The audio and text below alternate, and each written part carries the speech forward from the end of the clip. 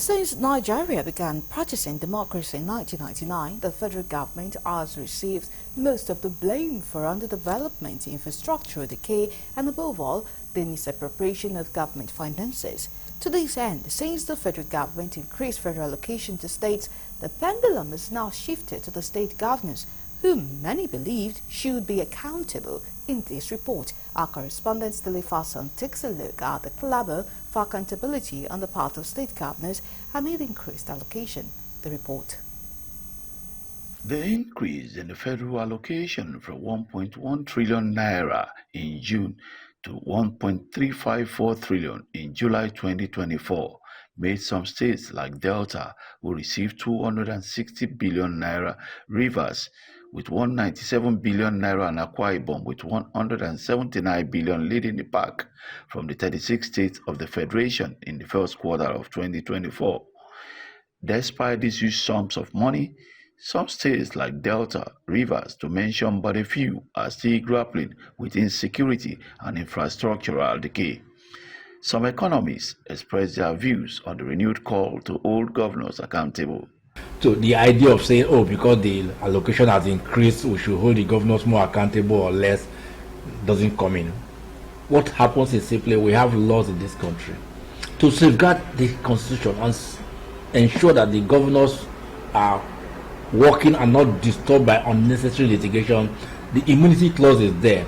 Now that there's increase in allocation to the states, we ordinarily will expect that the governors should do more, but we must also take into cognizance the spiraling inflation in the country, the depreciation of the value of the naira.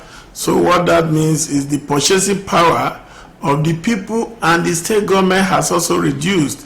The call on the EFCC and other financial regulatory agencies to ensure the governors face interrogation and face the courts after their tenure as a result of the immunity they enjoy. Because the law provides immunity for the governor, the EFCC can do little.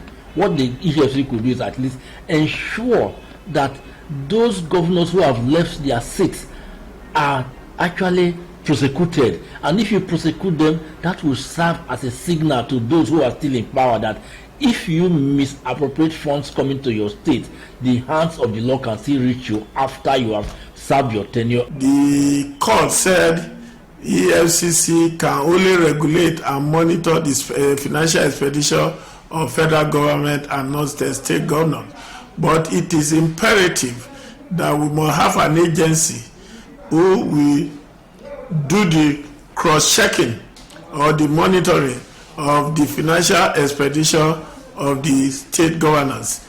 The argument that the state houses of assembly is doing that already is not enough. Meanwhile, several rights groups, including the Socio-Economic Rights and Accountability Project, SERAP, call on state governors to ensure the increased allocation transform into economic growth to prevent backlash amid hunger protests.